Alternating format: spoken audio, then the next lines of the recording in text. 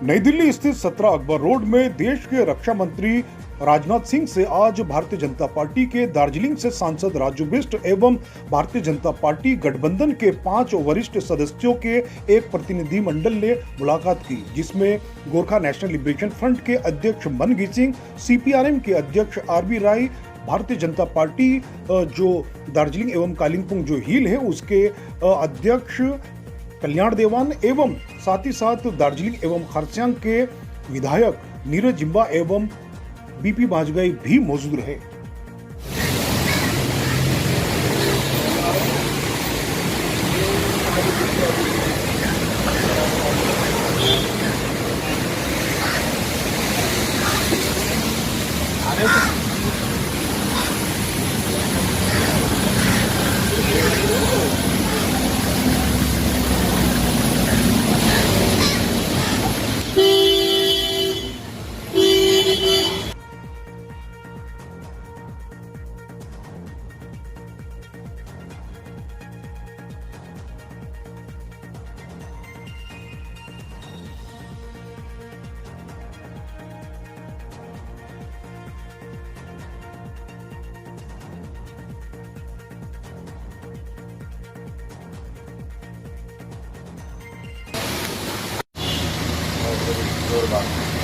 राजू जी, आप लोग आज 6 आदमी का जो डेलीगेशन टीम देश की रक्षा मंत्री राजनाथ जी के साथ अभी मुलाकात की है। अभी राजनाथ जी का राजभवन पे है।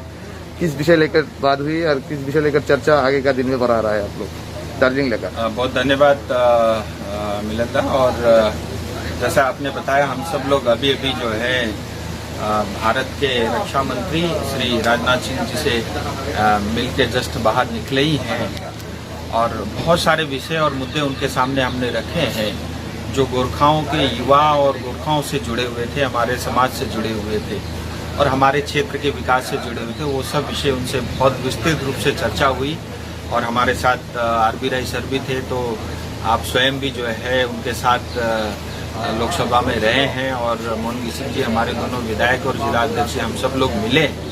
तो पहला विषय हमारा ये था कि गोरखाओं को हाइट में रिलैक्सेशन मिलता है भर्ती में, लेकिन वो जो रिलैक्सेशन है हम देखते हैं जीटीए एरिया में तो वो लागू है, लेकिन तराई में, डूवर्स में या अन्य प्रांतों में वो लागू नहीं होता। कई जगह उसको लेकर के बहुत सारी अड़चनें रहती है।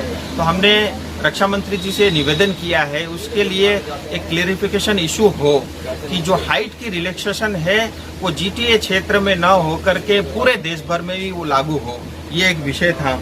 और दूसरा, हमने उनको धन्यवाद दिया कि अभी हाल ही में उन्होंने जो है पास मार्क को लेकर के भी उन्होंने बहुत रिलैक्सेशन दिया था कि गोरखा जो भी जो है सिंपल पास भी होगा तो वो जो है भर्ती के लिए जो है क्वालिफाइड होगा, ऐसा जो है रक्षा मंत्रालय की तरफ से जो है पत्राचार भी हुआ है। उसमें एक छोटी सी अड़चन जो है, बहुत सारे क्षेत्र के लोगों ने मुझसे ये कहा कि जो है पास मार्क के साथ जो है 33% उसमें लिखा हुआ है। तो मुझे ऐसा पता चला कि कुछ प्रांतों में जैसे बंगाल में, आसाम में कहीं पे 30% में भी पास होते हैं, कहीं 28 में भी पास मार्क हो जाते हैं, पास हो जाते हैं। तो मैंने एक बार और हम सब ने ये निवेदन किया है कि वो सिंपल पास हो, कोई भी पास हो जाता है, उसकी भर्ती में कोई अड़चन नहीं हो। ये एक दूसरा बड़ा विषय था। तीसरा, जैसा हम सब जानते हैं, केंद्र सरकार की तरफ से दार्जिलिंग को सैनिक स्कूल ग्रांट हुआ है, अप्रूव्ड हुआ है, लेकिन राज्य सरकार की ढिलाई के कारण, हमारे ऊपर भेदभाव के कारण, गोरखाओं के साथ जो है भेदभाव के कारण जो है आज तक सैनिक स्कूल का काम शुरू नहीं हुआ है। हमने रक्षा मंत्री जी से निवेदन किया है कि उनकी तरफ से जो है स्टेट में पहल हो, मुख्यमंत्री जी से स्वयं वो बात करे, पत्राचार करे और इस काम को जल्द से जल्द चालू हो कराएं, जिससे हमारे जो है इतना दूर दराज इलाके में रहने वाले हमारे आने वाले युवा पीढ़ी वहाँ पे शिक्षा ले सके और आने वाले समय में अपनी देश की जिस तरह से गोरखा जाना जाता है अपनी वो रक्षा कर सके। वो एक विषय था। फिर इसके साथ ही चौथा एक विषय था कि हम देखते हैं पहाड़ में भी, तराई में भी, मतलब डूवर्स के क्षेत्र में भी जहाँ आर्मी का कैंट होता है वहाँ पे जमीन को लेकर के कई जगह डिस्प्यूट रहते हैं आर्मी और डिफेंस लैंड और जनरल पब्लिक के बीच में। तो क्योंकि देखिए हम सब आज हिंदुस्तान में जिंदा है तो हमारी जो है डिफेंस के कारण, हमारी आर्मी के कारण, लेकिन उसके साथ साथ ये जिस तरह के छोटे छोटे विषय डिस्प्यूट होते हैं, मुझे लगता है ये नहीं होने चाहिए। तो उसका कोई मैकेनिज्म बनाए जिससे जो है आर्मी की सेफ्टी सिक्योरिटी भी हमारे लिए प्रायोरिटी है, वो भी हो, साथ में जो है जनरल पब्लिक को किसी तरह की जो है तकलीफ भुगतना ना पड़े। ये एक विषय था।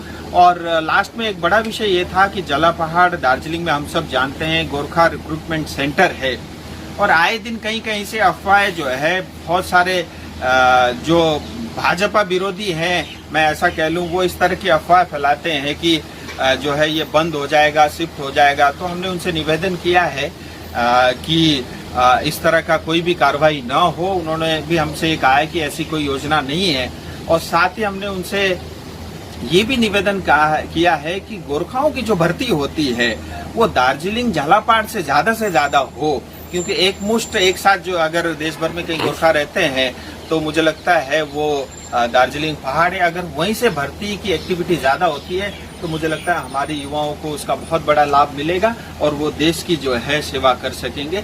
इन सब विषयों को लेकर के हम मिले और बहुत अच्छी मीटिंग रही। आप स्वयं पहले गृह मंत्रालय आप देखते थे तो दार्जिलिंग तराई डूवर्स की जो स्थिति है बहुत अच्छे से वाकिफ है, और वो सब पे भी चर्चा हुई।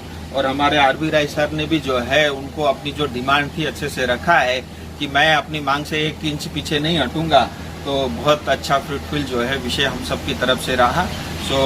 मतलब कल गृह मंत्री जी से मिले और आज रक्षा मंत्री जी से मिले, और मुझे लगता है दोनों ही मीटिंग बहुत सफल रही। और देखिए, अपार्ट फ्रॉम पॉलिटिक्स, मैं ये मानता हूँ हम सब लोग मिल करके प्रयास करें तो हम अपने क्षेत्र के लिए, अपने लोगों के लिए अच्छा कर सकते हैं, क्योंकि हिंदुस्तान में सबको न्याय मिलता है। लेकिन बस शर्त ये है कि हम ईमानदार हो और सिंसियर हो, और पॉलिटिक्स को सिर्फ चुनाव जीतने या हारने की मशीनरी ना समझ करके प्योरली अगर जनता के प्रति निष्ठा रखते हम सेवा करें तो मुझे लगता है हम सब लोग मिलकर बहुत कुछ कर सकते हैं। राजू जी, देखिए अभी दार्जिलिंग पहाड़ में जो सैनिक स्कूल के जो एक बात चल रहा था, उस प्रोजेक्ट केस कम में रहा और उस विषय लेकर कुछ सलपल हुआ सैनिक स्कूल के बारे में? नहीं, वही मैंने आपको बताया ना जी। हमारा, जैसे मैंने आपको क्रमशः बताया, हाँ। तो तीसरे नंबर पे ये विषय रखा हाँ। कि दार्जिलिंग में सैनिक स्कूल का अप्रूवल जो है वो ऑलरेडी केंद्र सरकार कर चुकी है जी। अब उस पे अड़चन जो है राज्य सरकार लगा रही है, क्योंकि राज्य सरकार ये मानती है, ये स्पष्ट है कि गोरखाओं का भला नहीं होना चाहिए, इनका उद्धार नहीं होना चाहिए। इनका उद्धार होगा तो जो है टीएमसी को बुरा होगा, ऐसा नकारात्मक सोच उनकी है। इस कारण से मतलब एक तुच्छ प्रकार की राजनीति चमकाने के लिए हमारे गोरखा युवा भाई बहनों को जो है वो विकास से और सुविधाओं से वंचित रखती आई है। ये वास्तविकता है। तो हमने उनसे निवेदन किया है कि इसमें वो पहल करें और स्वयं मुख्यमंत्री जी से बात करके इस प्रोसेस को जल्द से जल्द चालू करें।